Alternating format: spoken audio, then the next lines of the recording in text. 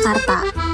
Kota yang tak pernah diam, bangunan menjulang tinggi, jalanan penuh lalu lintas, dan tren yang terus berganti. Di tengah arus modernisasi yang deras, ada rasa yang dulu begitu dekat, kini terasa semakin jauh. Jamu.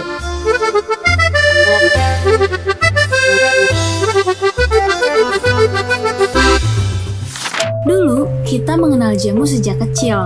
Rasa pahit yang menyehatkan, aroma kunyit, kencur, jahe, diracik oleh tangan-tangan yang terampil dan diwariskan dari generasi ke generasi. Ia bukan sekedar minuman, tapi bagian dari cara hidup, dari budaya yang mengakar. Tapi zaman berubah, kini minuman datang dalam botol plastik dalam tren yang berganti setiap bulan. Jamu perlahan tertinggal, tergeser oleh yang lebih praktis dan lebih kekinian. Namun, belum semuanya hilang. Masih ada yang memilih untuk bertahan, ada pula yang berani memberi wajah baru pada warisan lama. Mereka berbeda jalan, tapi satu tujuan. Menjaga rasa, menjaga akar, menjaga identitas. Di sudut pasar Majestic yang riuh, ada satu kios kecil yang tak pernah benar-benar sepi. Disinilah Ibu Budi meracik jamu dengan cara yang nyaris tak berubah sejak puluhan tahun lalu. Tangan yang cekatan, botol-botol kaca, dan aroma kunyit serta jahe yang mengguar. Jamu Ibu Hadi. Kalau jamu ini dirintis sama nenek saya dari tahun 1950. Terus ibu saya meninggal 2006, tapi saya sudah pegang dari 2004. Tapi saya sudah sering bantu, ngikutin gitu. Kalau pulang sekolah kan saya di 19 nih. Jadi kalau pulang sekolah suka mampir, ya suka ikut bantu gitu-gitu. Itu dari SMP. Jadi mencari tahu tuh sudah dari SMP gitu. Kita nggak pakai keliling, langsung di tempat. Tadinya di pasar Blok A, karena kita rumahnya kebetulan deket. Terus begitu pindah ke Jalan Loser, ibu buka di sini, beli di sini, terus buka di sini. Gitu. Jamu bagi Ibu Budi bukan sekedar dagangan, ini adalah amanah yang diwariskan. Di tengah modernitas yang menuntut serba cepat, ia memilih untuk tetap lambat, tetapi penuh makna. Kita semuanya pakai manual, Mbak. Manual, iya. Kayak kunyit asem, beras kencur, itu kita kupas bersih, cuci, terus diparut, digiles pakai gilesan yang batu itu, semua tenaga manusia. Termasuk yang ini juga, ini digongseng dulu. Terus kalau masih agak dikasarin itu masih pakai mesin, cuman untuk ngalusinnya tetap pakai ditumbuk. Tapi kalau yang cair itu kita bikinnya setiap hari jam 3:30. Karena kan nanti siap langsung dibawa ke sini. Tapi kalau ini kan di stok berbulan-bulan nggak masalah. Tapi kita di sini yang ditekankan, Mbak, tidak pakai pengawet dan tidak pakai bahan kimia. Rempah-rempahnya kita sebagian ada banyak dikirim dari Beringharjo, udah ada langganan. Terus kalau kayak temu-temuan udah ada yang nyetok juga, dia dari Pasar Induk. Bagi sebagian orang yang datang ke sini, jamu bukan hanya untuk kesehatan, tapi juga pengingat tentang rumah, masa kecil, dan kebiasaan yang mulai hilang. Banyak sih, Mbak, kalau ini sekarang kok kita konsumennya gini. Kan tadinya misalnya rumahnya deket-deket sini kan, deket-deket sini. Terus dia dulu misalnya sama mamahnya gitu kan. Nah terus mereka pindah, udah married, punya anak kan pindah kan. Tapi tetap di sini lagi. Jadi yang turun-temurun itu bukan yang jualan aja, ternyata yang pembelinya juga turun-menurun gitu. Dulu misalnya dia dibeliin jamu kan sama ibunya, sekarang punya anak, dia beliin anaknya gitu. Jadi dari anak, dari nenek, anak, cucu itu pada beli. Seperti banyak pelaku usaha lainnya, Ibu Budi pun menghadapi tantangan besar saat pandemi COVID-19 melanda. Ia tidak tinggal diam. Ia mulai meracik jamu dengan bahan-bahan yang dipercaya dapat meningkatkan imun tubuh, belajar dari cerita para pelanggan, dan menggali resep-resep lama. Mbak, ada jamu untuk COVID nggak? Suami saya positif, dia bilang gitu kan. Lah saya bingung kan, zaman nenek saya nggak ada COVID, ibu nggak ada COVID, jadi kan saya nggak punya resep. Jadi saya inovasi. Jadi saya kasih buat pegelinu, terus buat biar enteng nafasnya sama demamnya. Pas hari ke-9 kesini bilang terima kasih dan lain-lain gitu-gitu kan. Terus akhirnya saya ya gimana ya, itu semua karunia Allah ya.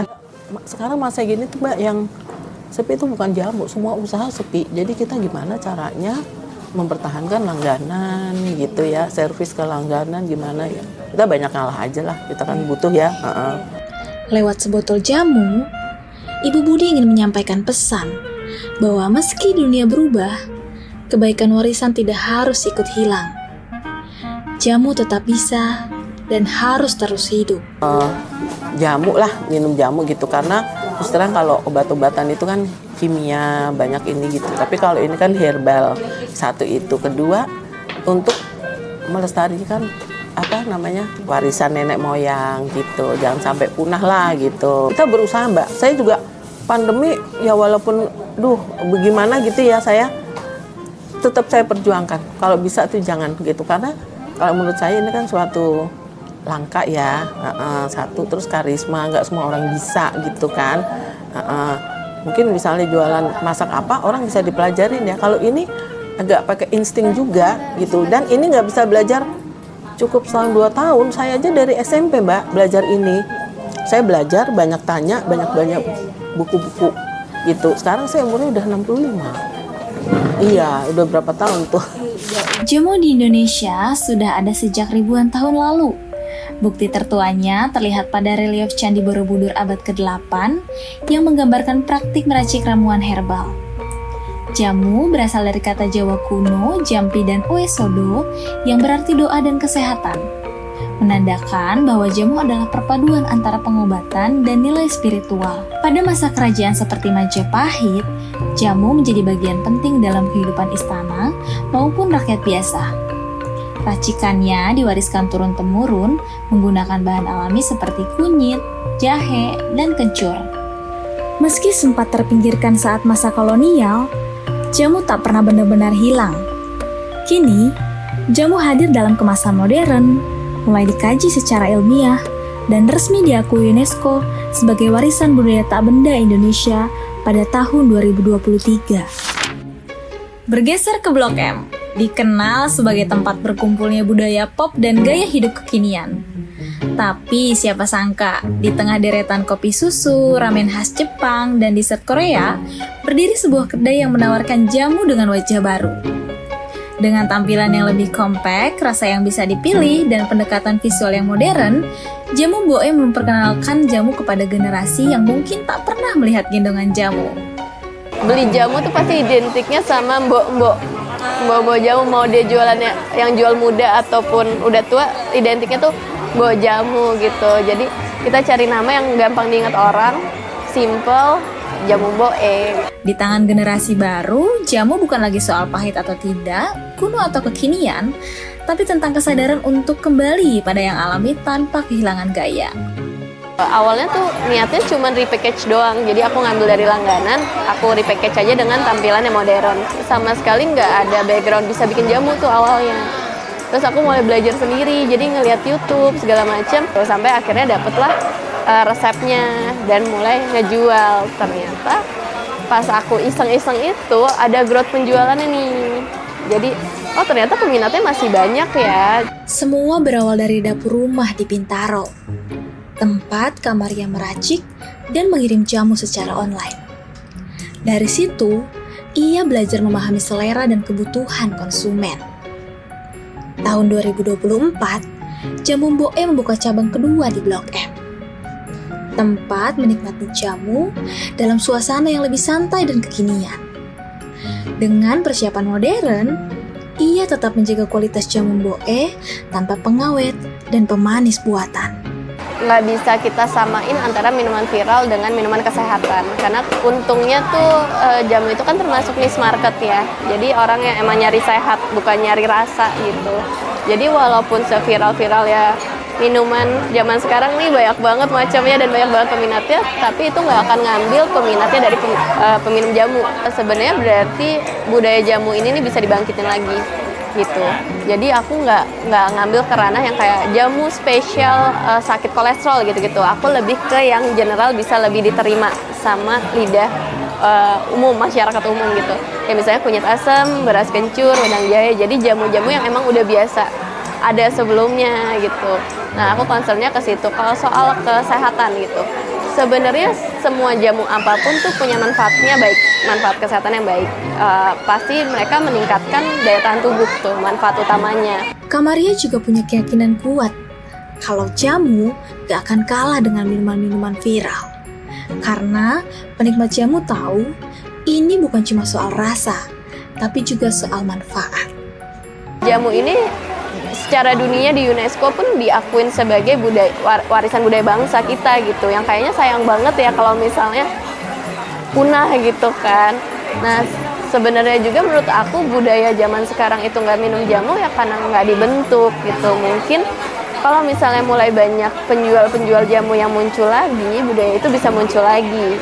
Kalau budaya yang muncul lagi, ya si jamu ini pun tetap diwarisi ke generasi berikutnya. Yuk kita coba lagi budaya minum jamu tiap pagi karena itu sehat banget. Itu terbukti kok di nenek moyang kita banyak yang panjang umur, hidupnya tuh sampai umur 90, bahkan ada yang 100 karena memang budayanya zaman dulu tuh sehat. Budaya jamu akan terus hidup kalau semakin banyak yang ikut terlibat, baik yang meracik maupun yang menikmati. Hari ini kita melihat dua wajah jamu. Yang satu tetap setia pada cara-cara lama, tradisi yang diwariskan perlahan lewat tangan. Yang satu lagi mencoba berbicara pada zaman dengan bahasa yang lebih akrab di telinga generasi baru. Dua pendekatan yang mungkin tampak berbeda, tapi esensinya sama. Mempertahankan sesuatu yang tidak bisa dibeli di supermarket atau diciptakan oleh algoritma. Sebuah rasa yang lahir dari tanah, diracik dengan waktu, dan disajikan dengan keyakinan bahwa yang lokal tetap layak dibanggakan. Karena menjaga jamu bukan sekedar hanya menjaga minuman, tapi menjaga diri, menjaga cerita, menjaga bangsa. Yang tradisional tak harus usang, cukup diberi tempat untuk tetap hidup dan terus bermakna.